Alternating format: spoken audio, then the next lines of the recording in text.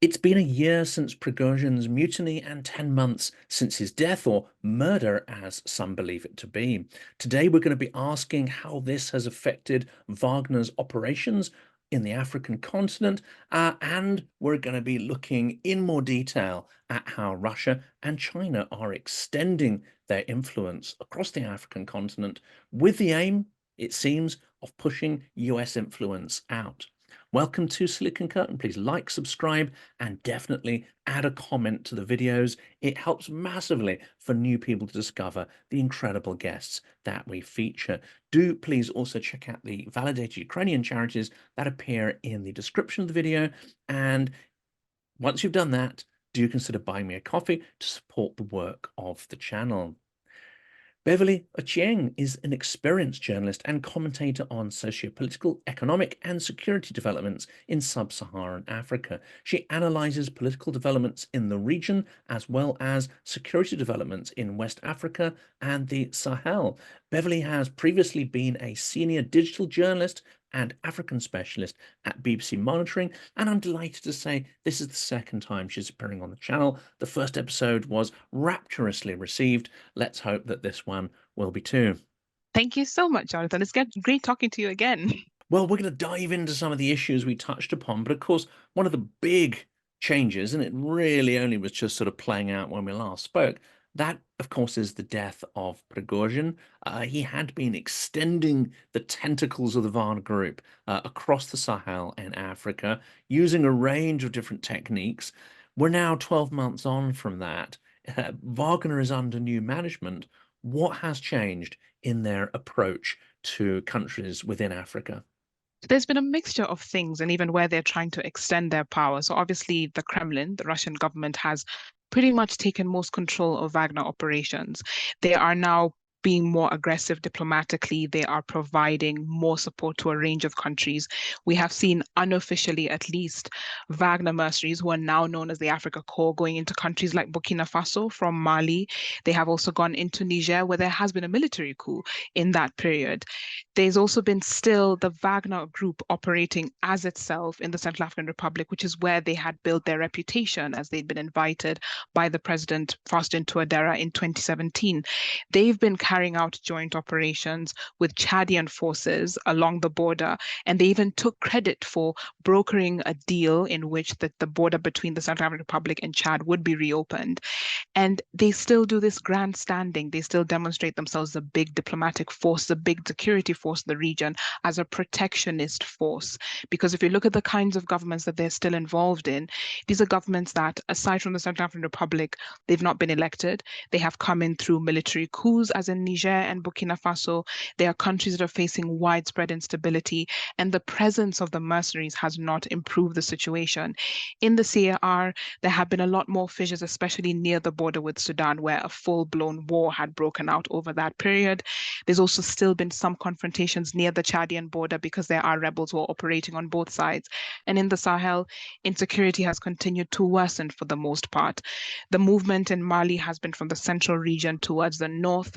The mercenaries were able to apparently seize one of the largest gold mines in the region after they'd pushed out the rebels. And it tells you a lot about their own strategic interests. It's not necessarily just to provide security, but to be able to be placed near mineral reserves that would then enable them to pay themselves, as it seems, for their services. And when you look at even in Niger, where there are reports that about 100 Africa Corps mercenaries arrived, and some of them even moved into a base where the US forces have been in the Agadez. The Agadez is known very well for its rich uranium deposits. So that's a strategic move in and of itself. In Burkina Faso, it's been slightly more around protecting the current junta president, Captain Traore, but there might be some speculative moves into the gold industry in the country because there have been some changes. So if you look at that, it's they're placing themselves in positions where they're able to either get easy access to natural resources, minerals, in exchange ostensibly for security for governments whose legitimacy is constantly being questioned in the international community.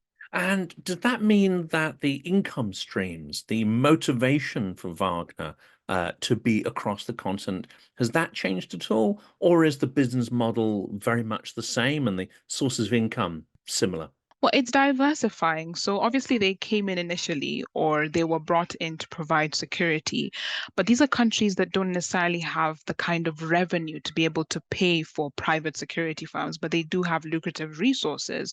In Niger, there's uranium, which obviously has been the big point of contention and has led to this geopolitical standoff between Russia and the West. And French interest in Niger uranium is quite big. As it stands now, the junta had to withdraw the permit of the Orano farm, which had rights to mine one of the largest mines in Umuraren. And if you look at what they're doing, the Wagner Group, it still remains the same, but they're trying to make sure they have as many bigger business interests as possible.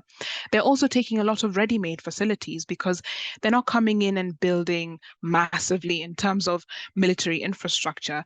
In Mali, they've been taking over former UN bases. These are already areas that have been protected. They had been built over the decade that the UN had been there. In Burkina Faso, they are extending some parts of the airport and some parts near the presidential palace, but that doesn't mean that they're putting in as much in terms of resources. And we do know that comparatively, Russia does not invest in the region as much as Western powers have over the years, or even as much as China. And despite that, they're still able to demonstrate themselves as giving a significant amount of support to countries that have otherwise had little choice because they have pushed out Western partners. So the economic arm is very strong for the Wagner Group. It's very important for them to be able to sustain operations, and also how it sort of generates itself and somehow finds itself in the Kremlin, as some reports have shown. There's one example, I think the Blood Gold report by a UK-based agency saying that the Kremlin was able to make nearly $2 billion worth of funding from Africa operations, despite the fact that the Kremlin is facing sanctions for the Ukraine war and various other activities. That's extremely important, of course, these resources, the money. It's important for Russia's war machine to keep going, and indeed, one would assume Putin's survival as well. You mentioned there China, and I noted in some of your reporting that China and indeed Iran have been getting a lot more, I think, aggressive, to use your words, in their involvement across the African continent. Well, China has had a lengthy relationship. So right now it's marking nearly 6 decades of relations with various African countries, and it's also coming with certain diplomatic, military, and other overtures. In Kenya, for instance, where I am, they have offered to build the headquarters for the foreign ministry, which is, quite a sensitive docket. All sorts of agreements take place there. They have built in Addis Ababa the AU headquarters, and there were allegations of surveillance and other things like that. But China has always been a big partner in terms of infrastructure. They've always had some strategic mineral interests. For instance, the Central African Republic, which is also another place which has become described as Russia's playground.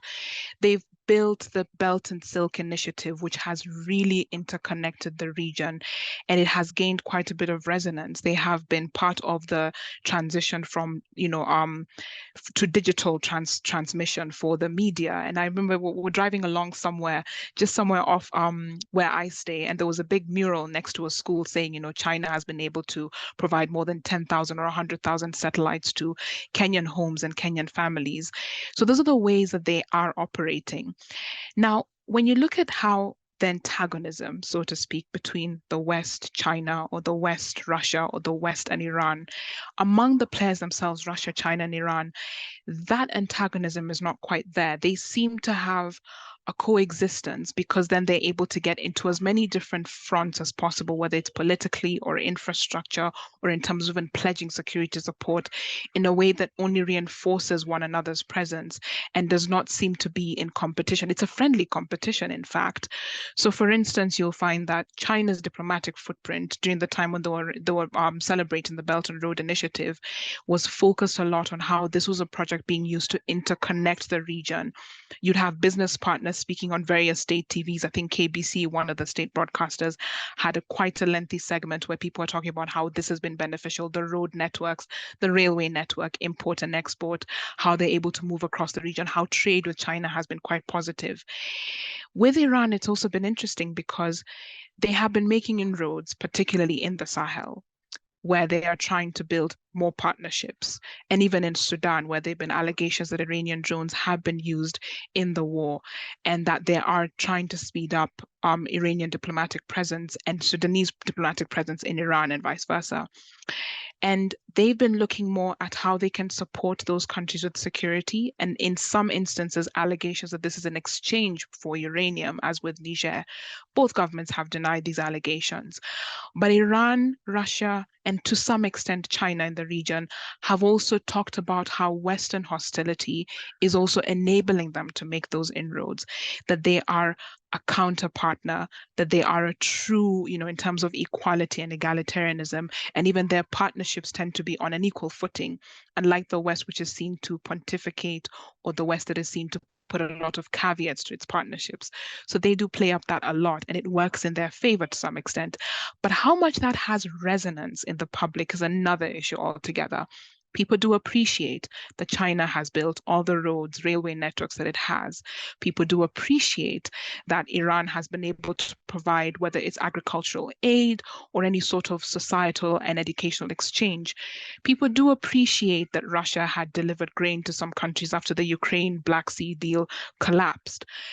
But in terms of how much it becomes common play or commonplace conversation is another issue altogether, because sometimes the way it plays out online is very different from the kind of discourse that you find in real life.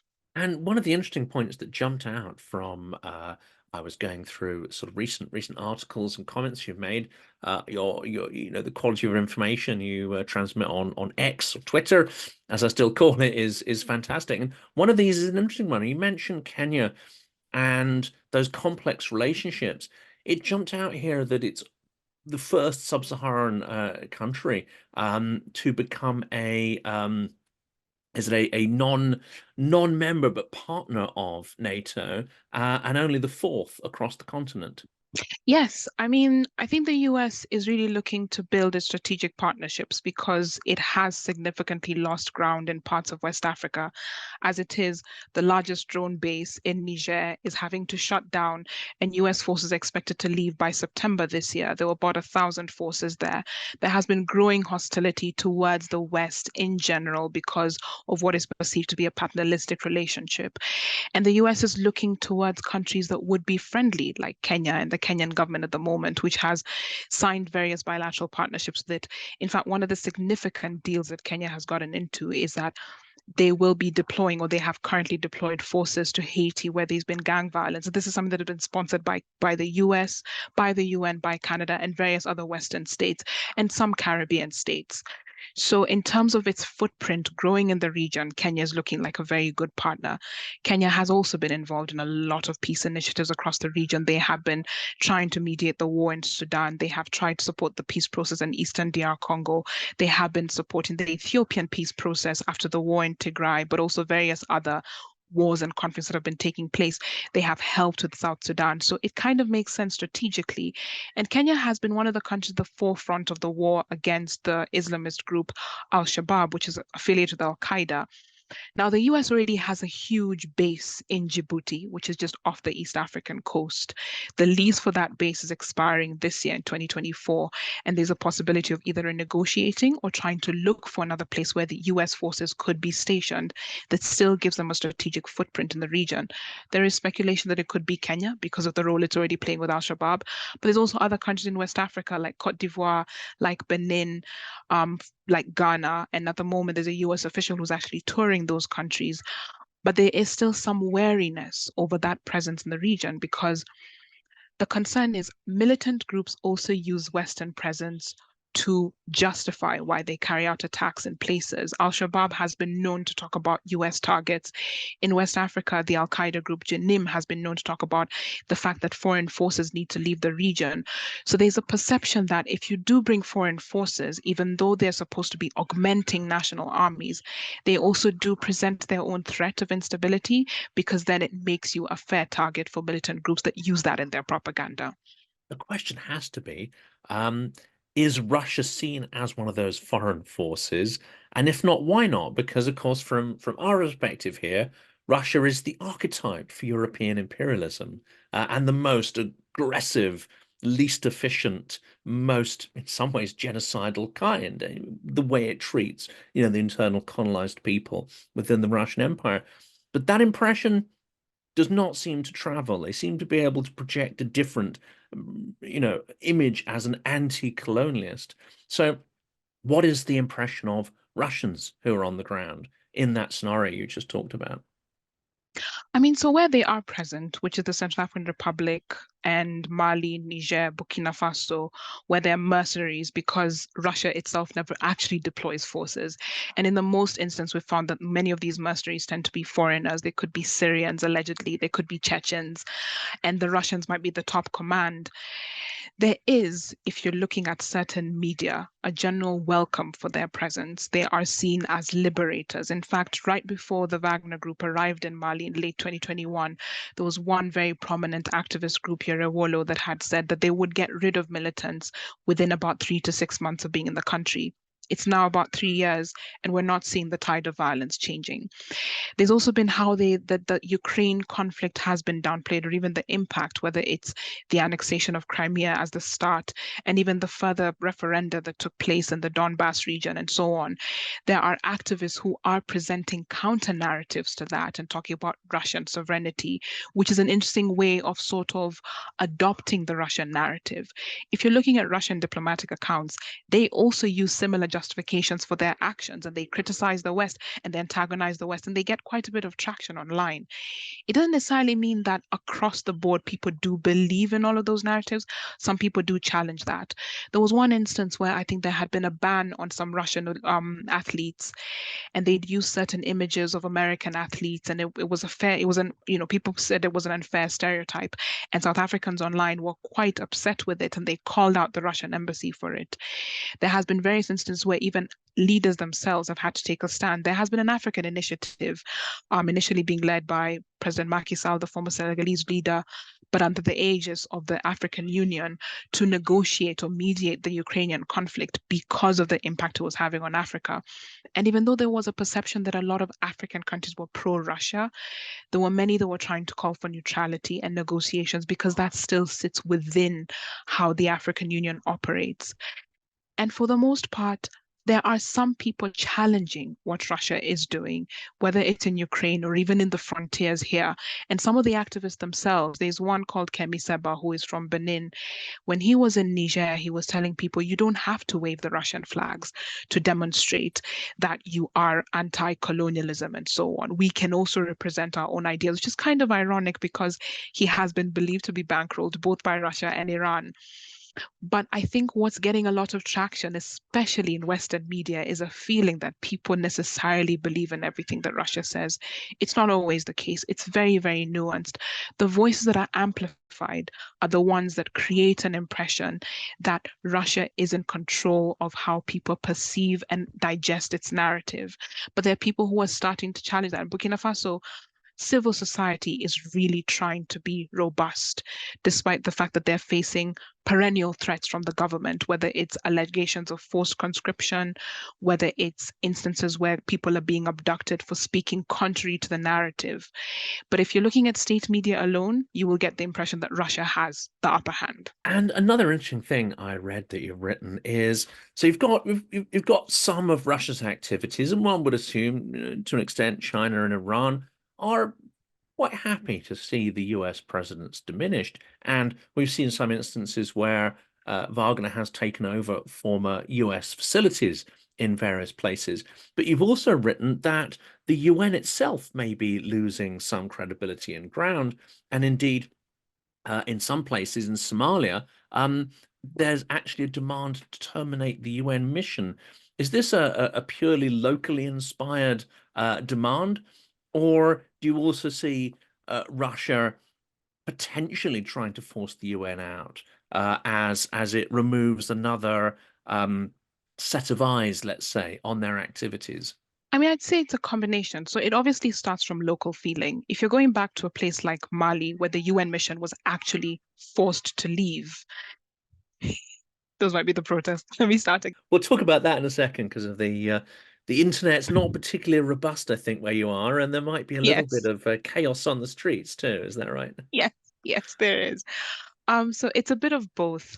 So people are in their own way questioning what the future of the UN missions, various, whether it's a transition mission, whether it's a peacekeeping mission, a political mission, is in the region, especially for places which are yet to achieve the much sought after stability. If we go to Mali as one case example, because this is where you had a decade-long peacekeeping mission, it was supporting political stability, it was supporting efforts towards peacekeeping, having a government, and even just in terms of the insurgency, they had to draw down after a lot of discontent and growing anger towards their presence. This was building from as early as about 2019. And I remember seeing handfuls of protests in central Mali and in some parts of northern Mali, people who were just asking, why is the UN mission here if we still don't have the peace and stability that we've been asking for? Eventually, we did see how it played out at the UN Security Council. The resolution was put forward that the UN peacekeeping mission should not continue its mandate. There was a bit of an abstention on the part of Russia and China, but the vocal debate or the issues around sovereignty, integrity did come from those two countries. And eventually, it was decided that the UN peacekeeping force in Mali would wind down after there'd been a lot of hostility towards it. And even France, which had been one of the main sponsors, was forced to back down. When it starts to play out in a space like that, whereby, I mean, in the Cold War, we did see the UN Security Council was often paralyzed because veto powers were not able to agree on various resolutions. And I think in a way, we might be going back to that, even with the war in Gaza, the war in Ukraine, and the kind of power the veto, vote wields or does not wield. In Somalia, for instance, there are interesting contrasting reasons. On one hand, they want to wind down or to change the UN mission there so that they're able to achieve better political stability on their own. On the other hand, they still do need a UN-supported peacekeeping force under the African Union to be able to fight against militants of al-Shabaab. And these are two ways of them exercising their sovereignty. Somalia may not necessarily be ready at the moment to take full political and security control of itself. It still needs international support on its own terms. But it will definitely get overtures from people. So over the last couple of weeks, there have been visits to Somali officials by Russian officials who are present in the country or in the region, making their own overtures. So Russia may not necessarily be pushing it, but they are finding ways of presenting themselves as we are also here and we're also your partners. Same thing with the other countries. In Eastern DR Congo right now, the UN peacekeeping force is winding down. It's quite escalated given the fact that the violence there from militants like the Islamic State affiliated ADF or the ethnic militia Codeco or even M23, which has been allegedly linked to Rwanda, has not stopped. But people are disgruntled with the UN peacekeeping force because they don't feel it has done enough for more than 20 years of its presence. It is likely that Russia may make overtures. In fact, it's a country that people are watching for because there have been allegations, disinformation around the presence of so-called mercenaries in the region. And given its proximity to the Central African Republic and even other players in the region, that's a likelihood.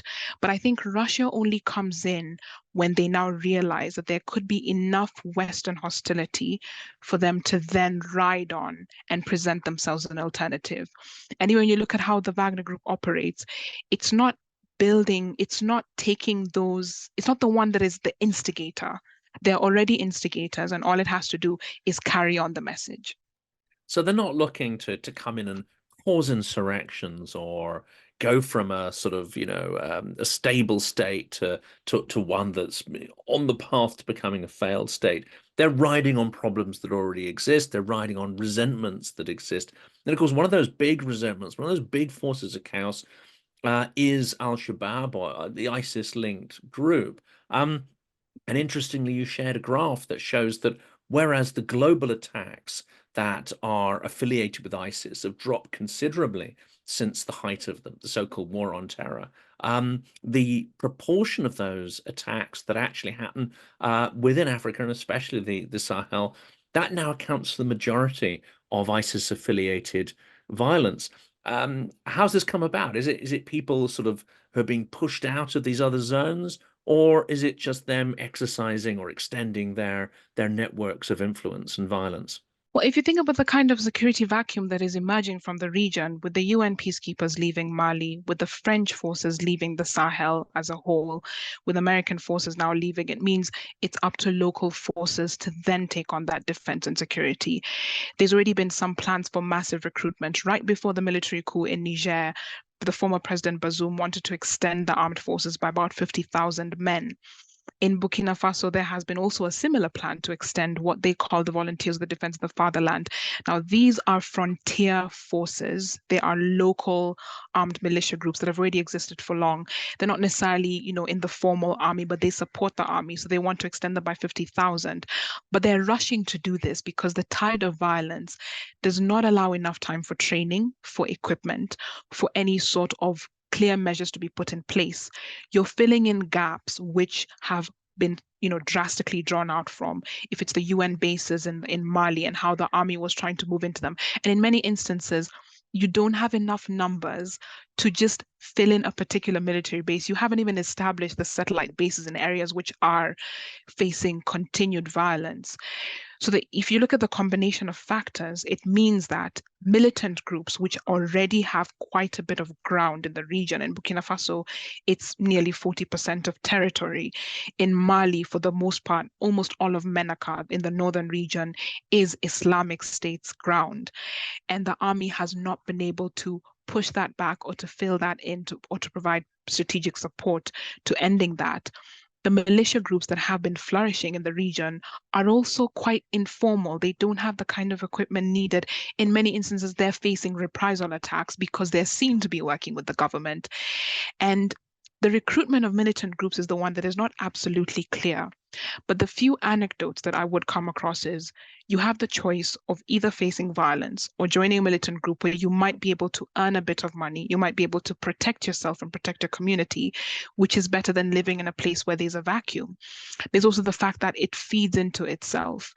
Militaries in the Sahel are increasingly being accused of human rights abuses and targeting certain local ethnic groups that are seen to be affiliated with militant groups, which then feeds into a cycle of violence and self-preservation. So you find that certain ethnic groups might be more prone to joining militant groups because they feel like they're being unfairly targeted by the government. So it's contrasting things. And the fact that there's that huge vacuum means that, Islamic State has been able to gain even more ground than it should, spread its propaganda, and build or try to build what is known as its so-called caliphate, having lost ground in the Middle East. And that's an interesting question, isn't it? Because here, as in somewhere like Darfur, you're looking at a fully failed state scenario. You're looking at a terrible sort of suffering and chaos on the ground that's usually barely touched on by international media and little understood. This seems not to be the sweet spot for Russia. They're not coming in to invest huge resources to solve big problems. So is their sweet spot failing states, but they would find it far harder to take money out of states that have actually gone all the way down into the sort of failed category? I mean, that's interesting as well. I suppose they are very strategic in where they select to go to. So when you think about the Sahel and the fact that there's not really, democratically elected governments, there is an immediate need to provide security, and they'll give a stopgap or something that feels like a band-aid for that, for the interim. And that works for their propaganda. And even it works for, not just the Wagner group's propaganda, but even the diplomatic posturing by Kremlin officials. There is that. In Sudan, interestingly, they are back on this discussion of having a naval base off the Red Sea coast, which is interesting because now the Red Sea area and Port Sudan has become the sort of de facto capital for the army. So it gives them a bit of leverage in a place that looks like a strategic potential trade, economic, military capital. But they're not necessarily talking about how to deal with the conflict in Darfur, despite the role in the Security Council. They might say things broadly like, this conflict needs to be resolved, but there's been no Russian-sponsored resolution, for instance, towards the war in Darfur. There hasn't really been a Russian-sponsored resolution when you look at the crisis in the Sahel. And obviously, because they do know that it would probably be met with hostility, particularly even by the US and France, no matter how much goodwill it may seem to have.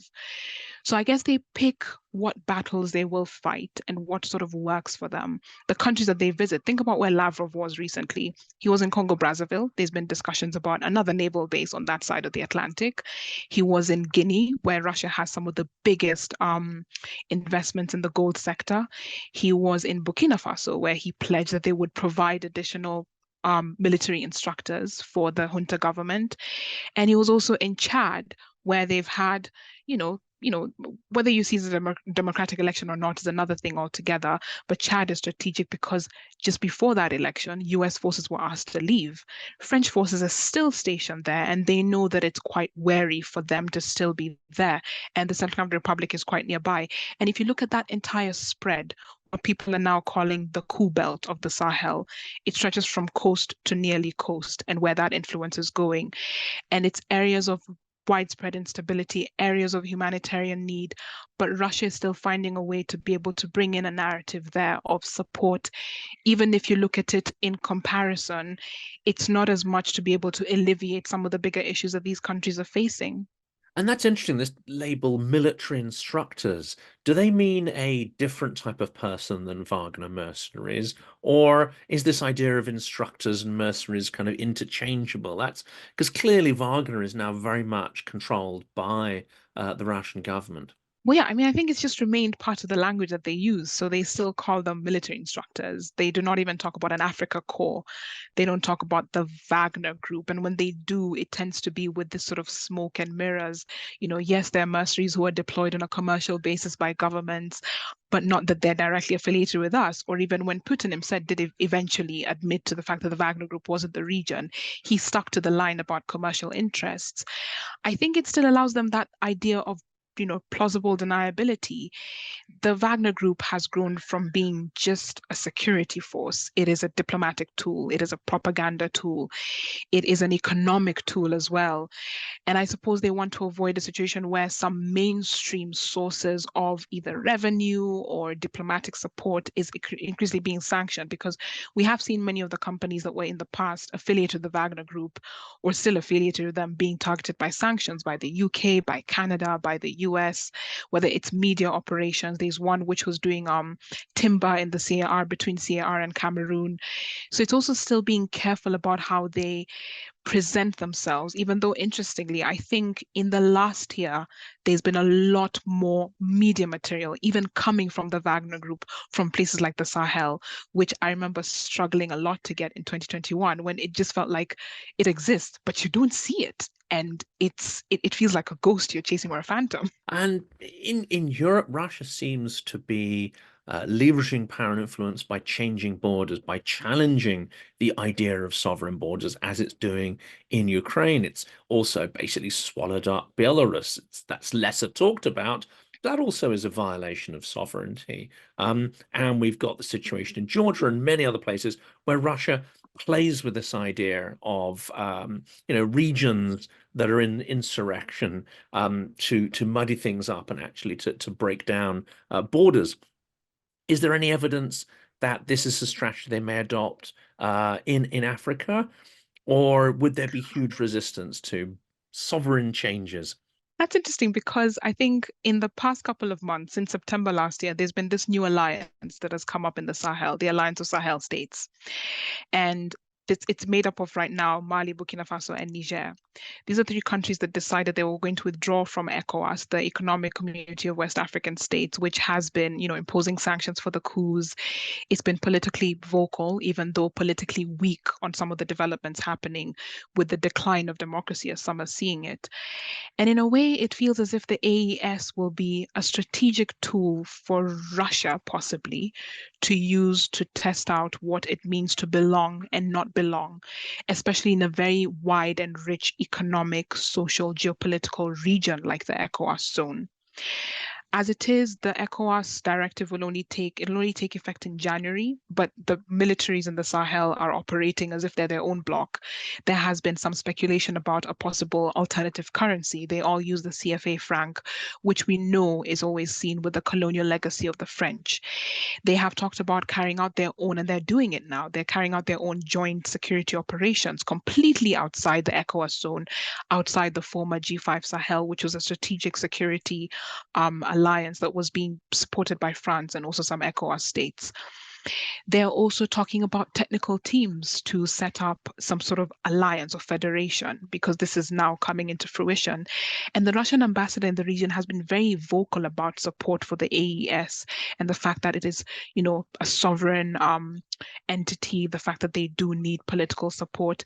And that in itself feels like it's a microcosm through which there could be an experiment on what it is to secede from a bigger region, even if that cessation will be challenged by the level of insecurity. It'll be challenged by the economies of those countries because even them leaving ECOWAS is not just a disadvantage to them, it's a disadvantage to the entire region. That's more than 200 million people in that area who have now left the bigger region. It's a challenge to what sovereignty means, even because these are countries that, as I've said, they're not elected leaders. They've extended. In fact, in Mali and Burkina Faso, respectively, the transitions have been extended to 2029 and 2027, which means there'll be no election, at least as long as they're in charge. It also means questions about democracy, international engagement, and what kind of partners you decide to have. So it is an interesting experiment and one sort of worth looking out for.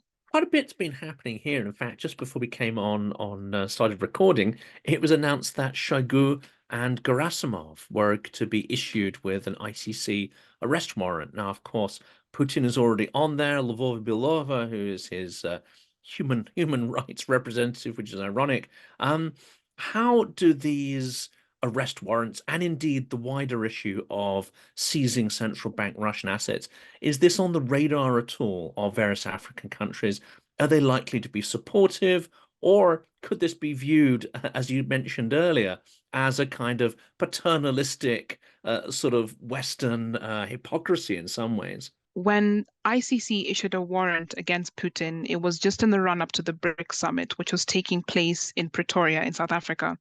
Now, South Africa is no stranger to ICC warrants or calls for arrests. In fact, when the former Sudanese president Omar al-Bashir had gone for and the defense minister who have ICC warrants against them, it is likely that that sort of sets a precedent for how African countries would decide to engage with the various warrants that are out for Russian officials, that they might just disregard them and still continue to host some of them will come into the country despite what's happening, because for the most part, at least as a continent, they have stood for neutrality and negotiations.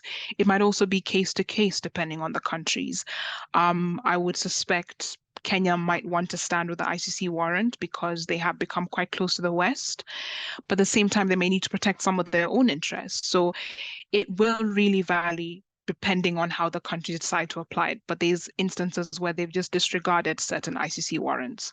That's absolutely understood there. And of course, Lavrov has not yet under sanction. He's freely traveling around, but he may well end up on one as well, and that will limit Russia's foreign policy there. Similarly, on assets, we got the seizure of assets. I wonder whether that really makes any ripples. One of the big arguments, of course, in the West here, which I think has been roundly disproved, but you still hear it a lot, and that's that taking those seized Russian assets and putting it against the destruction they've caused will somehow diminish or destroy trust in the Western financial system.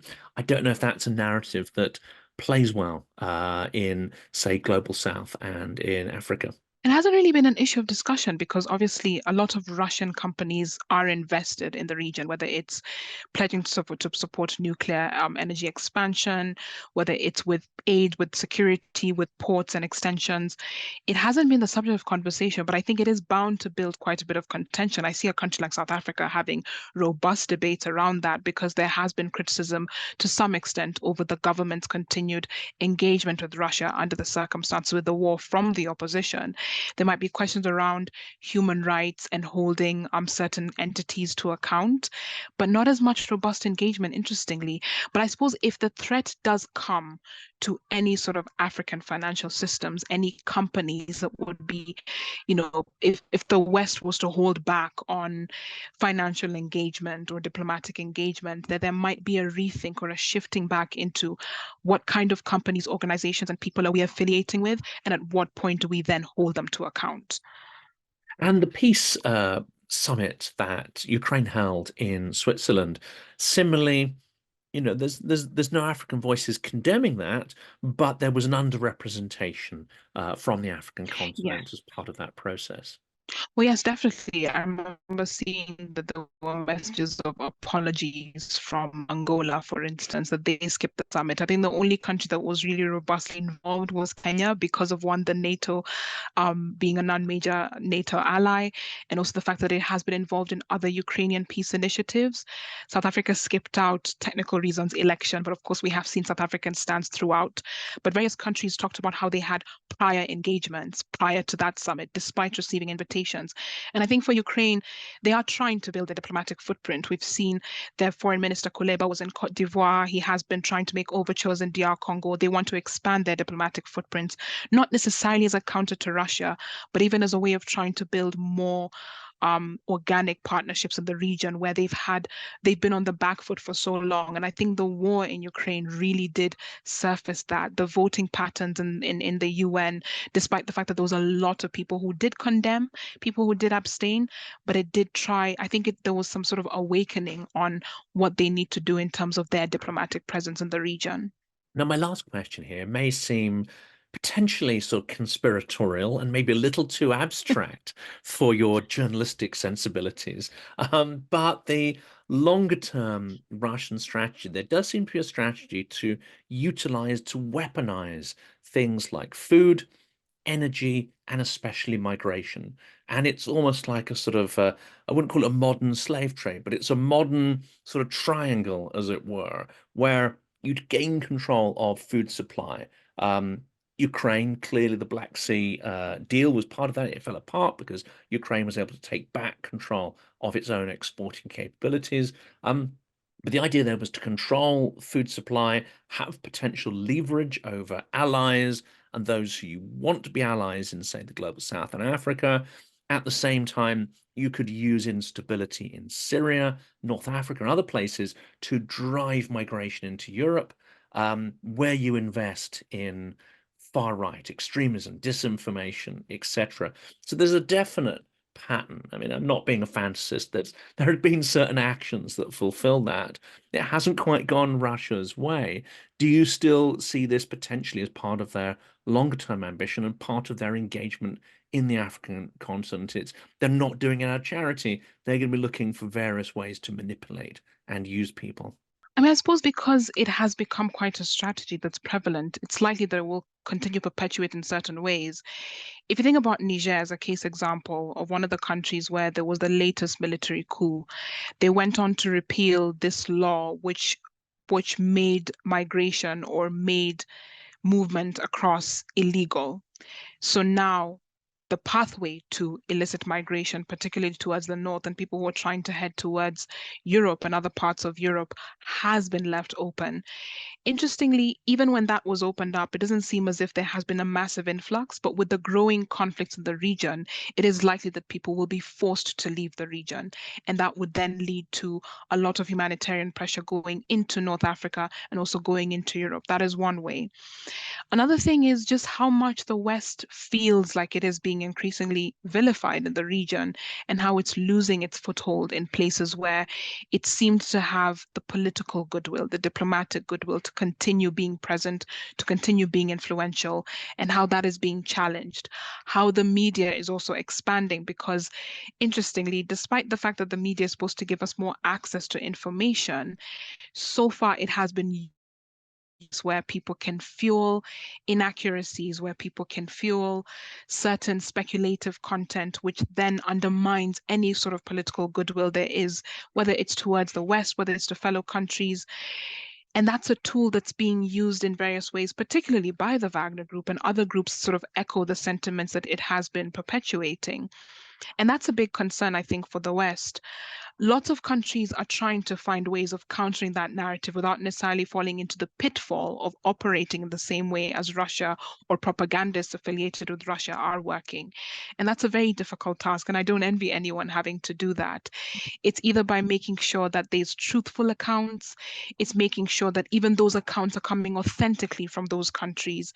I would say a lot of broadcasters that are developing now. If you think about the Turkish TRT, which is kind of state owned, they're trying to put at the forefront people who would be looking like me to be able to tell me the news, to be able to debunk things.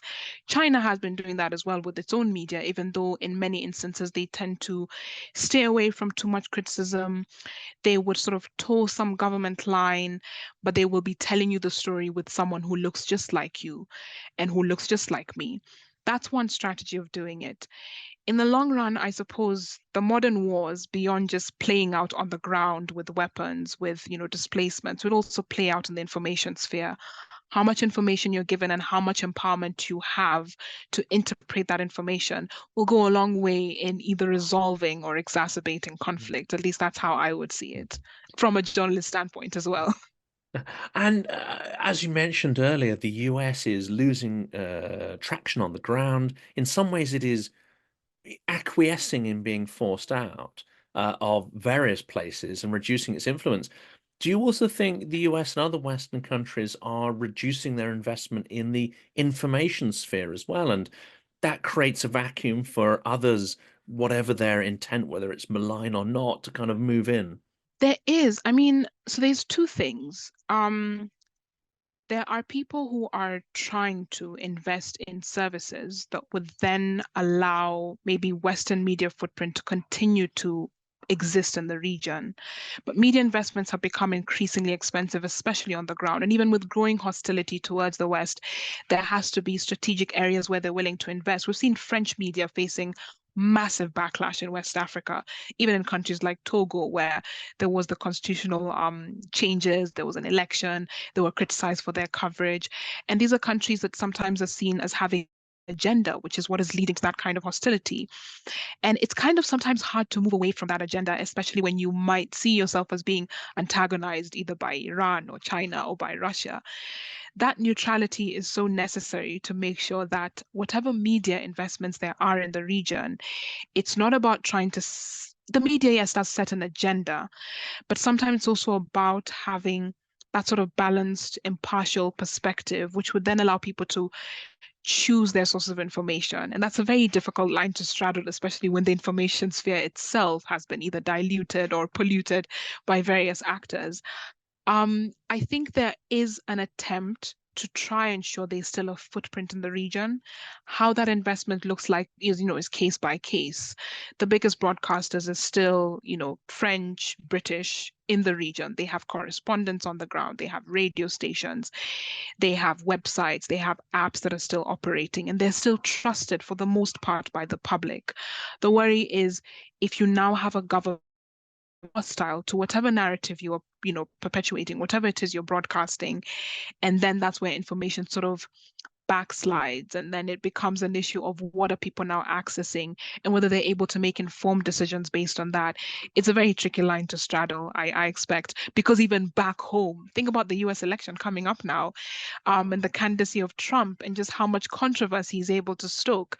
So you're trying to put out a fire at home, but you're also trying to make sure that on the global sphere, your image has not been completely maligned.